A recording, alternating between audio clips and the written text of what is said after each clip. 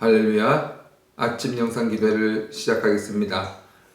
오늘도 기대하는 마음과 사모하는 마음으로 주님 앞에 나가기를 원합니다. 이 시간 말씀 가까이 함으로 우리를 향한 예수 그리스도의 사랑과 희생을 기억하고 삶으로 나타내는 복된 시간 되기를 주님의 이름으로 축복합니다. 사도신경으로 우리의 신앙을 고백하겠습니다.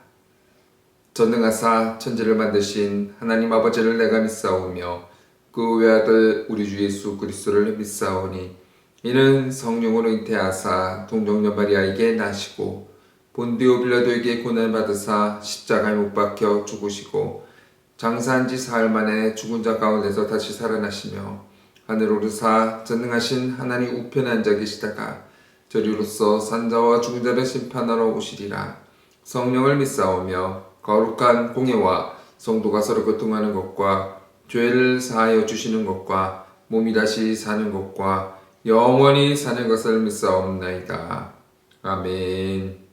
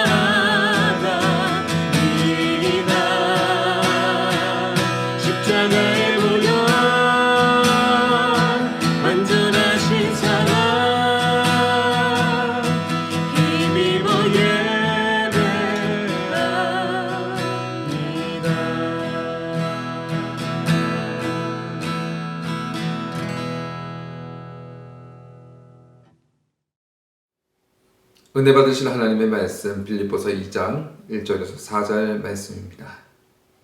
그러므로 그리스도 안에 무슨 권면이나 사랑에 무슨 위로나 성령의 무슨 교제나 긍휼이나 자비가 있거든 마음을 같이하여 같은 사랑을 가지고 뜻을 합하여 한 마음을 품어 아무 일에든지 다툼이나 허용으로 하지 말고 오직 겸손한 마음으로 각각 자기보다 남을 낮게 여기고 각각 자기 일을 돌볼 뿐더러 또한 각각 다른 사람들의 일을 돌보아 나의 기쁨을 충만하게 하라. 아멘. 잠시 기도하겠습니다. 사랑이 많으신 주님 감사합니다. 지난 하루도 눈동자같이 보호하여 주시고 주님께 나와 기도회로 오늘 하루를 시작할 수 있도록 하심을 감사드립니다. 오늘 이 시간을 통해서 우리가 성령 충만하게 하시고 하나님이 기뻐하시는 참된 예배자가 될 수 있도록 주님 도와주시옵소서. 내가 새벽 날개치며 바다 끝으로 가서 거할지라도 곧 거기서도 주의 손이 나를 인도하시며 주의 오른손이 나를 붙드시리로다. 이 말씀 붙들고 전심으로 주님을 찾을 때 친히 만나주시고 믿음의 눈을 열어 주시옵소서. 믿음으로 강건케 하시고 주님을 바라보고 신뢰하며 하루하루 승리하는 우리 되게 하여 주시옵소서. 이 시간 이 시대에 정말 빛과 소금의 역할을 감당하는 우리 교회 되게 하여 주시옵소서. 교회가 하나님이 기뻐하시는 교회 되게 하여 주시고 담임 목사님 영육간의 강건함 허락하여 주시옵소서. 목장, 교회 학교 모든 사역들이 하나님의 영광만 나타나게 하여 주옵소서. 코로나 사태로 인해서 예배가 어려운 가운데 있지만 이럴수록 말씀 붙들고 기도로 무장하는 우리 되게 하여 주시고 세상 가운데서도 예수님의 향기를 나타내는 우리 성도들 될 수 있게 인도하여 주시옵소서. 이 시간 종이 부족한 종이 말씀을 들고 섰습니다. 말씀 가운데 기름 부어주시고 성령 충만해서 주님의 말씀을 대언할 수 있도록 도와주시옵소서.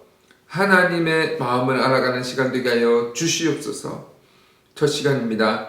마치는 시간까지 주님께서 함께해 주실 줄 믿고 감사드리며 예수 그리스도의 이름으로 기도드립니다. 아멘. 할렐루야.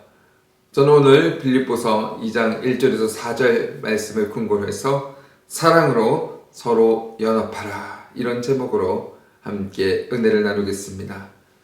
오늘 본문 1절을 헬라어 원문으로 보면요 4개의 조건절로 되어 있습니다. 만일 그리스도 안에 무슨 권면이 있거든, 사랑에 무슨 위로가 있거든, 성령에 무슨 교제가 있거든, 긍휼이나 자비가 있거든, 이렇게 하면서 4개의 종속으로 되어 있습니다. 이는 교회 안에 꼭 있어야 할 부분을 말하는 것입니다. 교회에 이러한 일이 있을 때 이렇게 하라 라고 권면하는 것이죠. 교회 안에 어떤 것이 있는지 이 시간 우리가 함께 나눠보기를 원합니다. 첫 번째로는 그리스도 안에 권면하는 일이 있습니다. 교회 안에 삶과 말과 행실에 대해 바로 잡아주는 권면이 있어야 되는 것입니다. 사실 쉬운 일은 아닙니다. 하지만 교회 안에는 때로 말씀을 통한 권면이 있어야 됩니다. 교정하고 생각을 바꾸고 말과 행실을 바꾸는 권면이 교회 안에 있어야 되는 것입니다. 두 번째로는 하나님의 사랑으로 하는 위로가 있습니다. 교회 안에는 이 땅을 살아가면서 고통당하고 외면당하고 힘든 사람을 향한 위로가 있어야 합니다. 세 번째로는 교회 안에는 성령님이 가져다 주시는 교제가 있습니다. 많은 성도들이 성도가 교통한다, 사귄다라고 하면 함께 시간을 많이 보내서 가까워지는 것이라고 생각을 합니다. 그런데 인간적으로 친해지고 가까워지면 어떤 일이 있습니까? 자꾸 담벼락이 높아질 수 있는 위험이 있는 것입니다. 인간적으로 가까워지고 서로 친해지면 그것이 교회 안에 불필요한 장벽이 되기도 합니다. 그래서 새 가족들이 들어오지 못하게 됩니다. 인간적인 친근함이 아니라 교회 안에 있는 교제나 사귐은 성령님이 주시는 교통을 뜻하는 것입니다. 만난 횟수가 많지 않은데 왠지 모르게 마음이 열리고 마음이 끌리고 신뢰가 가는 사람들이 있습니다. 많은 이야기를 하지 않는데도 마음이 전달되고 서로 의지하고 아끼게 되는 교통함이 있는 것입니다. 성령님이 만들어 놓으신 사귐이 있는 것입니다. 교회 안에 이런 교제가 풍성해야 교회가 교회 될 수가 있습니다. 옆에 있는 분들을 처음 봤지만 주님이 만나게 해주신 것을 믿고 잘 모르지만 서로 살갑게 인사하고 만나는 우리가 되어야겠습니다. 교회 안에서 친하지 않기 때문에 낯설어하는 것이 아니라 성령님이 주시는 풍성한 교제가 있어야 되는 것입니다. 네 번째로는 긍휼과 자비가 있습니다. 긍휼은 어떤 사람이 잘못해서 그에 대한 고난, 시련을 겪을 때 그것을 당연히 여기지 않고 필요를 공급해주는 마음인 것입니다. 어떤 사람이 어려움 당하면 대놓고 말은 못하지만 속으로 저 사람 좀 맞았으면 좋겠어 했는데 시원하다 하면서 보지 않습니까? 이것은 일반적인 사람의 마음입니다. 저도 종종 그런 마음이 있을 때가 있습니다. 하지만 그것은 다 우리의 육신으로 인해 생기는 마음인 것입니다. 어려움에 빠진 성도들을 볼 때 어떤 상황이든 당연한 형벌을 받는 것처럼 생각하지 말고 그들의 어려움을 해결하고 필요가 공급되고 채워지기를 바라는 마음을 이것을 가리켜서 긍휼이라고 합니다. 교회 안에는 이런 마음이 풍성해야 됩니다. 서로를 볼 때 잘못 살더니 매를 맞는구나 하는 것이 아니라 좀 잘못 살았더라도 아픔을 이겨낼 수 있도록 원하는 마음이 바로 긍휼인 것입니다. 자비는 무엇입니까? 다른 사람들의 아픔과 슬픔에 동참하면서 아파하는 마음이 바로 자비입니다. 교회는 세상과 다르게 긍휼과 자비가 가득해야 하는 공동체입니다. 얼마나 많은 사람들이 아픈지 모릅니다. 주위에 코로나로 인해서 말도 못하고 끙끙 앓는 분이 있습니다. 어려운 상황이 있는데 속 이야기 말 못하고 불행하게 생각하고 힘들어하는 분들이 있습니다. 저는 성도들이 정말 어려운 이야기를 교회에서 못하는 것만큼 불행하게 느껴지는 순간이 없습니다. 성도들은 아픈데 이런저런 문제가 있는데 가십거리가 될까봐 판단받을까봐 나누지를 못하는 겁니다. 정말 약하고 어려울 때 긍휼히 여기고 자비롭게 서로를 대하는 곳이 바로 교회입니다. 이와 같이 교회에는 권면이 있고 사랑이 있고 성령님이 허락하시는 교통과 사귐이 있고 불쌍히 여기는 긍휼이 있고 아픔을 같이 하는 자비가 있습니다. 그런 여러 가지 일이 있을 때마다 바울은 어떻게 하라고 말씀합니까? 오늘 빌립보서 2장 2절에서 이렇게 말씀합니다. 마음을 같이하여 같은 사랑을 가지고 뜻을 합하며 한 마음으로 품어. 남들이 뭐라고 하든지 남들이 어떻게 하든지 나는 이렇게 할 거야 라고 하면 안 됩니다. 오늘 이 본문 말씀처럼 마음을 같이하고 마음을 합하고 같은 사랑을 가지고 한 마음으로 뜻을 같이해서 연합해라. 주님 바울은 말씀하고 있는 것입니다. 세상은 자기 중심으로 나뉘고 분리하고 깨집니다. 그런 세상 가운데서도 구별되어서 우리 교회는 무엇을 하든지 연합하고 더불어하고 마음을 같이하고 사랑함으로 교회가 하나됨이 지켜지도록 선하고 꼭 필요한 것들을 하라는 것입니다. 이 일은 교회에 꼭 필요하기 때문에 사람들이 뭐라고 하든지 하고야 말겠다 해서는 안 되는 것입니다. 그것은 교회와 진리를 모르는 사람들이 하는 말입니다. 한국 남자들이 가정에서 사는 것을 보면 어느 정도 나이가 들면요, 아내는 집에 두고 혼자 등산을 가는 경우가 있습니다. 어떤 분들은 혼자 골프를 칩니다. 혼자 테니스를 칩니다. 물론 아내와 남편이 모든 일을 같이 할 수는 없습니다. 그러나 중요한 취미 한두 개 정도는 같이 할 수 있어야겠죠. 시간을 함께 보내고 마음을 같이 나누고 같이 무엇인가 한다는 것은 부부 생활의 가장 중요한 핵심입니다. 여러분, 더불어 사는 것을 배우는 것이 너무나 중요한 핵심입니다. 무엇인가를 함께하고 마음을 함께 맞추는 것이 얼마나 중요한지 모릅니다. 그런데 많은 부부가 어떻게 합니까? 그렇게 하지 못합니다. 은근히 서로를 탓하면서 우리는 그냥 잠은 같이 자는데 쿨하게 각자 알아서 살아요 하는데, 이게 여러분 쿨한 것이 아니라 진리에 어긋나는 행동입니다. 성도는 할 수 있는 한 함께 살아야 됩니다. 함께 시간을 보내라고 하니까 함께 집에는 있는데 아내는 가사 일을 하는데 남편은 누워서 TV 보거나 신문 보는 거, 이런 분들 많이 있지 않습니까? 여러분, 우리는 이렇게 해서는 안 됩니다. 아내가 부엌에 있을 때는요, 그냥 옆으로 가십시오. 나는 할 수 있는 게 별로 없으니까 하지 말고 같이 이야기하면서 그냥 옆에 가서 쓰레기라도 정리하십시오.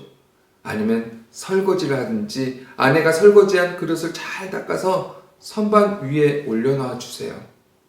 아내가 청소기를 돌리면은 남편은 물걸레질을 하고, 함께 무엇인가를 하는 것 속에 전부가 들어 있습니다. 성도가 서로 긍휼히 여기고 권면하고 사랑하고 교제할 때마다 성경은 마음을 같이 하라, 이렇게 권면하는 것입니다. 형식적으로만 말로만 하지 말고 마음을 같이 해서 복음이 복음답게 드러나고 하나님이 영광 받으실 수 있도록 하라는 것입니다. 주님이 자신을 희생시키고 몸을 찢고 피를 쏟아서 우리를 사랑하신 것처럼 가정에서, 교회에서 연합하고 하나 되라, 주님 말씀하시는 것입니다. 연합하고 더불어 사는 것, 여러분 정말 쉬운 건 아닙니다. 정말 어려운 일입니다. 그러나 주님 말씀에 순종해서 하나됨을 함께 지키고 그 모든 일을 하면 하나님이 그리스도 안에서 우리에게 주고 싶어 하시는 은혜가 임하게 되는 것입니다. 부부가 좀 어려워도 서로 받아내면서 힘을 다해 하나가 되고, 교회 안에 너무나 다양한 사람이 있어서 참 쉽지 않지만 주님이 우리에게 보여주신 그 사랑으로 연합을 잘 지켜내면 그 안에 은혜가 흐를 수밖에 없는 것입니다. 주님은 우리에게 말씀하십니다. 마태복음 18장 20절 말씀에 두세 사람이 내 이름으로 모인 곳에는 나도 그들 중에 있다. 마지막에 올수록 사람들은 모이기를 패하는데 모이기를 패하는 사람들의 습관처럼 하지 말고 더불어 힘써 모이고 연합하고 하나 되고 함께 무엇인가를 만들어가는 그곳에 하나님의 약속과 성령의 임재가 있는 것입니다. 그저 주일에 한 번 교회에 오는 것으로 신앙생활을 가늠해서는 절대 안 됩니다. 그러면 신앙의 대부분을 잃어버리게 되는 거예요. 힘을 다해서 몸 안으로 들어와서 다른 지체들과 함께 묶이고 섞이고 세대를 초월해서 함께 자라가야 되는 것입니다. 우리가 자녀를 배로 낳고도 그렇게 어려운 과정을 거쳐가는 것처럼 내 배에서 나오진 않았지만 한 공동체에 속해 있는 믿음의 자녀들을 아끼고 사랑하고 보배같이 여겨야 되는 것입니다. 하나님이 우리에게 원하시는 동일한 목적을 가지고 연합을 지켜내는 한 것 가운데 모든 것이 들어 있습니다. 피상적으로 바깥에 머물러서는 안 됩니다. 교회 안에 들어와서 공동체 안에 다른 지체들과 연합하고 귀한 어르신과 사랑스러운 젊은이들, 어린아이들과 세대를 초월해서 마음 중심으로부터 연합을 잘 지켜내는 것.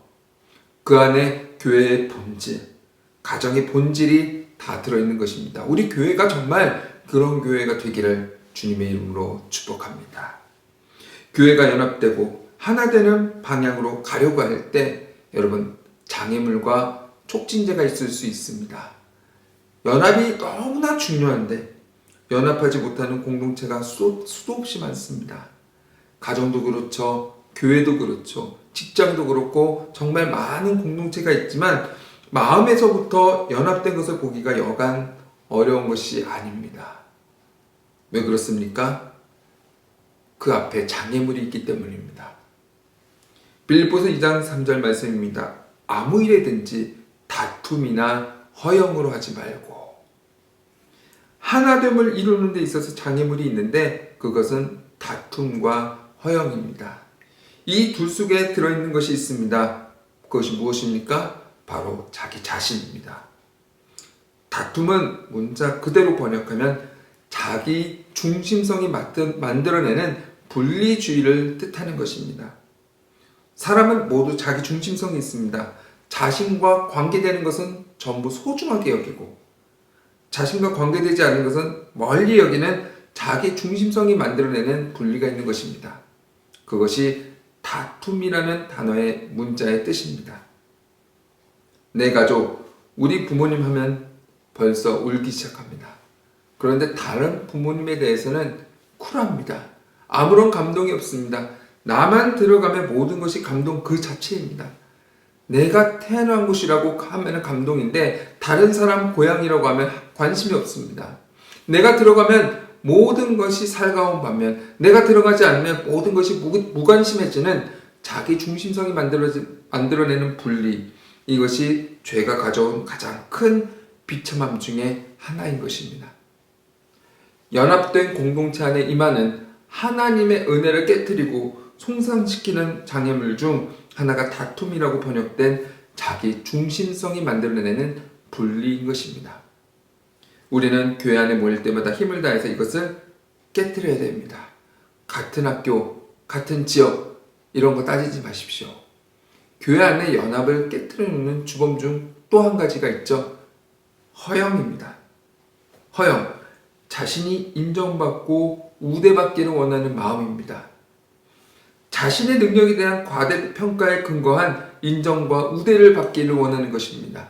그래서 허영이라고 부르는 것입니다. 근거가 없다는 것입니다. 제가 보면 이 자매들은 있잖아요. 일반적으로 자신을 실제 모습보다 조금 낮게 평가하는 경향이 있습니다. 그런데 형제들은요, 보편적으로 자기 자신을 진짜 자신의 모습보다 조금 더 높이 평가를 합니다. 남들은 한 70점 주는데 자신은 100점이라고 생각하고 사는 사람들이 있는 것입니다. 이것을 가리켜서 허세라고 하죠. 허영이라고 하고요. 자기를 과대 포장하는 것입니다. 자신의 실제 모습이 아니라 과대평가된 모습에 근거한 타인의 우대와 인정을 기대하는 마음. 이것이 바로 허영, 허세입니다. 이것이 얼마나 공동체를 깨뜨리는지 모릅니다. 우리가 남들을 그렇게 여겨줘야 되는데 스스로 자신을 그렇게 평가하면서 남들이 나를 인정하고 우대해 주기를 원하는 것입니다. 이런 사람들이 있으면요, 이 교회 안에 그런 사람들이 계속 있다 보면 분란이 생깁니다. 그리고 아픔이 생기는 것입니다. 교회 안에는 너무나 다양한 차이를 가진 사람들이 모이는 것입니다. 우리는 모든 생각의 사사로운 부분까지 다 같아질 수 없는 존재입니다. 성경은 절대 그런 걸 원하는 게 아닙니다. 연합과 하나됨이라고 해서 정당한 차이, 다름조차 인정하지 않는 연합을 말하는 것이 아닙니다. 우리는 정당한 차이와 다양함을 가질 수 있습니다. 그렇게 정당하고 다양한 견해를 갖고 있음에도 주님과 복음의 그 귀한 사랑 때문에 언제든지 자신의 생각과 판단을 내려놓고 연합된 것을 지키는 것입니다.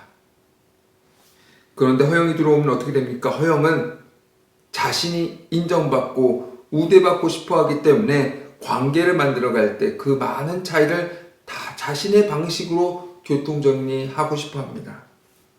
그래서 상대가 견해를 포기할 때 절대로 상대를 인정하지 않는 경향을 보입니다. 그래서 공동체가 깨지고 연합이 깨지기 쉽습니다. 자신을 인정받고 우대받고 싶어서 다른 사람의 경험이나 판단을 무시하고 견해를 굴복시키려고 하는 사람이 허영 있는 사람입니다. 이런 모습이 교회 안에서도 육신의 죄된 습관을 따라서 들어올 수 있는 것입니다. 절대로 그런 자리를 줘서는 안 됩니다. 우리 속에 있는 그런 경향까지 다 뿌리 뽑지는 못하더라도 그런 경향 앞에 절대로 굴복해서는 안 되는 것입니다. 어르신들이 젊은 세대를 보면서 내가 젊은 시절에는 생각하지 못했던 훌륭한 일들을 너희가 하고 있구나 하고 젊은 세대는 어르신의 흘린 땀과 수고와 휘어진 머리 앞에 고개를 숙이고 마음을 다해 존경을 표하는 것이 교회의 정신이에요. 그런데 나이 든 사람이 젊은 사람들을 보면서 왜 저렇게 마음에 안 들까? 라고 하면 공동체가 망가지고 깨지게 되는 것입니다. 나이 든 분들의 기준을 채울 수 있는 젊은 사람들 얼마나 있을까요? 여러분, 거의 없습니다. 지나온 인생을 살면서 과거와 현재를 비교하면 이길 현재는 없습니다. 젊은이들이 자신의 짧은 식견으로 어른을 판단하기 시작하면요, 마음에 드는 어른은 아무도 없습니다. 여러분, 이것은 허영이에요. 자신을 평가하는 기준을 높여놓고 인정과 우대를 기대하면서 공동체를 깨트려가는 허영의 마음인 것입니다. 우리는 어떻게 해야 될까요? 다 내려놔야 됩니다. 교회에 그런 사람이 많을수록 깨지고 상하고 아프게 되어 있어요. 여러분, 다 내려놔야 돼요. 공동체의 연합과 하나됨을 촉진시키고 은혜와 복이 임하는 촉진제, 그건 무엇일까요? 다툼의 허영이 아니라 겸손한 마음입니다. 겸손은 사랑과 함께 기독교의 가장 중요한 덕 중에 하나입니다. 어거스틴이 이렇게 말했어요. 첫째도 겸손이요, 둘째도 겸손이고 셋째도 겸손이다. 그만큼 성도에게 가장 중요한 핵심적인 덕이 겸손이라는 겁니다. 그런데 지금도 그렇듯 성경에 쓰인 당시의 로마 사회에서 겸손은 절대 덕이 아니었습니다. 겸손은 많은 경우에 용기의 부족이나 자신감의 결여와 동일시되어 왔습니다. 그만큼 사람들은 겸손을 좋아하지 않았어요. 오히려 용감하게 뭔가를 이뤄내고 사람들을 인도하고 영향을 끼치는 것을 훨씬 더 크고 중요한 덕으로 여겼습니다. 그러나 주님이 육신을 입고 세상에 오시고 교회를 세우시면서 주님은 가장 소중한 덕 중 하나로 겸손을 말씀하셨어요. 겸손은 절대로 자신을 천대하거나 깎아내리는 것이 아닙니다. 겸손은 자신의 한계와 결정을 하는 것입니다. 하나님 앞에서, 사람들 앞에서 자신의 한계와 허물을 인정하고 사는 것, 이것이 바로 겸손입니다. 세상은 왜 겸손을 싫어합니까? 왜 겸손을 덕이라고 여기지 않습니까? 겸손하면요, 자꾸 짓밟혀요. 그리고 이용을 당해요. 사람들이 무시할 것이라고 생각하기 때문입니다. 오히려 힘으로 남들을 꼼짝 못하게 만들어서 내가 그 힘을 선하게 잘 쓰려고 하는 겁니다. 겸손하면 사람들이 무시한다고 하는 것, 일반적인 관점입니다. 여러분, 성도는요, 하나님 앞에 서서 자신의 한계와 허물을 본 사람이에요. 아무런 공로 없이, 아무런 일한 것 없이 주님의 귀한 대속의 은혜 때문에 온갖 것을 그냥 선물로 받은 것입니다. 세상 사람들은 모든 것을 쟁취해낸다고 생각했습니다. 빼앗고 갖고 내가 한 걸음이라도 먼저 가야 한다고 생각했는데 평생을 그렇게 살았는데 어느 날 주님을 만나고 보니까 우리에게 눈이 열리는 것입니다. 어떤 눈이 열립니까? 모든 것이 예수님 때문에 그냥 주어졌음이 알게 됩니다. 남들처럼 열심히 공부해서 공부를 잘한 줄 알았는데 하나님이 머리 좋은 부모 아래 태어나게 하셨기 때문에 공부를 잘했음을 알게 되는 것입니다. 모든 것이 하나님께로부터 왔다는 것을 보게 됩니다. 작은 것 하나라도 스스로 구원할 힘과 능력이 없었는데 구원의 대속의 은혜 때문에 구원받았음을 알게 되는 것입니다. 그렇게 자격이 없어서 두려워했는데 하나님은 자격 없는 우리를 너무나 부유한 선물을 날마다 거저 주셨음을 알게 되는 것입니다. 모든 것을 하나님께로부터 받았음을 아는 성도들은 이 땅을 어떻게 살아갈까요? 자신의 결핍을 메우려고 하지 않습니다. 자신의 결핍을 드러내지 않아야 세상이 꼼짝 못한다고 생각하지 않습니다. 이렇게 부족하고 허물투성인 나에게 주님이 얼마나 많은 것을 주셨는지 알기 때문에 내가 부득불 자랑하거니와 나의 약함과 나의 실패와 나의 고난과 나의 상처를 자랑하리라. 이렇게 말하는 것을 두려워하지 않습니다. 왜 그렇습니까? 그것이 주님의 부요함이 드러나는 현장이기 때문입니다. 세상과 다르게 사는 것입니다. 유교가 말하는 형식적인 덕이 아닙니다. 형식적인 겸손이 아닙니다. 자신의 한계와 결점을 겸손하게 인정하고 하나님이 주셔야만 받는다는 것을 인정하고 다른 지체의 필요를 인정하는 것입니다. 자신의 한계와 약점 낮추고 감추고 훌륭한 것만 나누고 싶은 것이 인생의 본질이에요. 옆에 있는 사람들의 도움과 귀한 지체들 없이는 아무것도 할 수 없는 자신의 한계를 인정하는 것입니다. 성도가 아니면 아무것도 할 수 없는 일입니다. 나도 그렇지 하면서 이웃의 연약함과 부족함을 잘 덮어주고 가려주면서 나의 부족함과 연약함을 인정하고 살아갑니다. 그것이 겸손입니다. 교회 안에 훌륭한 자질을 가진 분들이 있다면 그분들의 훌륭함을 많이 인정하고 높여주십시오. 그러나 자신에 대해서는 절대 그렇게 생각하면 안 됩니다. 다른 분들이 어떻게 생각하든지 우리는 하나님 앞에서 자신의 실체를 아는 것입니다. 얼마나 허망한 죄인인지 알기에 하나님 아니면 나는 아무것도 아니고 전부 하나님께 받은 것이고 구원마저 주님이 주시지 않으면 나에게 적용될 수 없는 것을 알기 때문에 허영심에 차 있는 사람처럼 자신을 더 높은 존재로 인정하고 우대하기를 기대하지 않는 것입니다. 이것을 남들에게 적용하면 절대 안 됩니다. 외적으로 많은 재능을 가진 분들이 있는데 그거 중요한 거 아니에요 하면서 그분에게 적용하려 듭니다. 자기 자녀는 그렇게 기르고 싶어 하면서 말이죠. 여러분, 그렇게 해서는 안 되는 거죠. 다른 사람 알아주고 인정해주고 귀하게 여기십시오. 그러나 자기 자신에 대해서는 그렇게 하지 않는 것입니다. 겸손은 두 가지 형태로 나타납니다. 먼저 각각 자기보다 남을 낮게 여김으로 나타납니다. 교회 안에 있는 겸손은 우리의 말에 있는 것이 아닙니다. 남을 대하는 자세에서 그대로 나타나는 것입니다. 이웃을 대할 때 나보다 더 위대하고 훌륭한 분처럼 대하는 것이 참된 겸손의 자세입니다. 끝까지 한마디도 치지 않고 말로 상대방을 굴복시키려고 한다면 아직 아무것도 모르는 사람입니다. 두 번째로 겸손은 어떻게 나타납니까? 자기를 돌아볼 뿐더러 다른 사람들의 일을 돌아보는 것. 사절 원문을 제대로 살려내지 못한 대표적인 본문 중에 하나입니다. 자기를 보고 남들을 보는 것 정당한 일입니다. 그런데 원문은 무슨 뜻인가 하면요, 자기 자신에만 몰두하는 것이 아니라 다른 사람의 관심에도 마음을 기울인다라는 의미인 것입니다. 여러분, 성도의 겸손은 어떻게 나타날까요? 나의 관심사, 내가 원하는 것, 내가 좋아하는 것, 내가 정말 맞다고 생각하는 거에만 마음을 빼앗는 것이 아니라 남이 관심 갖는 것, 남이 원하는 것, 남이 맞다고 하는 것에 내 마음을 기울여서 함께 생각할 줄 아는 것이 진짜 겸손입니다. 우리 교회 안에 이런 겸손이 많이 나오기를 바랍니다.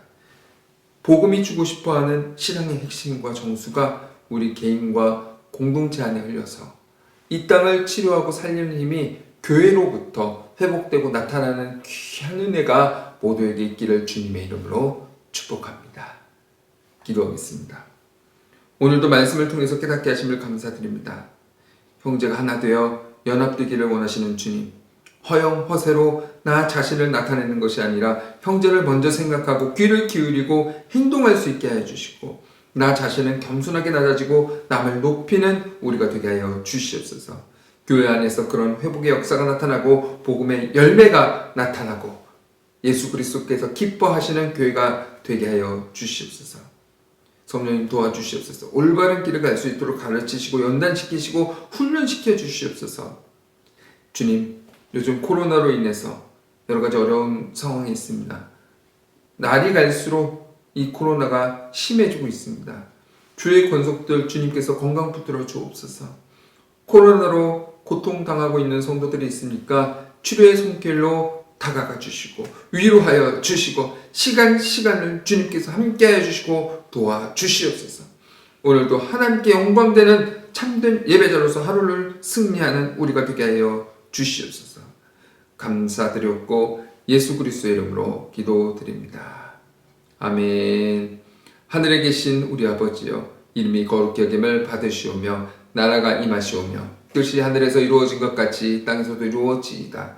오늘 우리에게 일용할 양식을 주옵시고 우리가 우리에게 죄진 자를 사하여 준 것 같이 우리 죄를 사하여 주시옵고 우리를 시험에 들게 하지 마시옵고 다만 악에서 구하시옵소서. 나라와 권세와 영광이 아버지께 영원히 있사옵나이다. 아멘. 할렐루야. 우리 말씀 생각하면서 함께 기도하기를 원합니다. 기도를 쉬지 않고 살아가는 우리가 되게 하여 주시고 삶이 기도되는 우리가 되게 하여 주시옵소서. 나라와 민족을 위해서 기도하시고 교회와 목사님, 교회 중직자들을 위해서 기도하시고 목장과 교회 학교 각 부서가 열매 맺는 사역이 될 수 있도록, 그리고 유럽에 있는 선교사님들을 위해서 기도해 주시고 여러 성도들을 위해서 기도합시다. 생각나는 성도들을 위해서, 문제 있는 성도들을 위해서, 아픈 성도들을 위해서 기도합시다. 마지막으로 각자의 기도 제목을 놓고 합심으로 주여 삼창하시고 함께 통성으로 기도하겠습니다.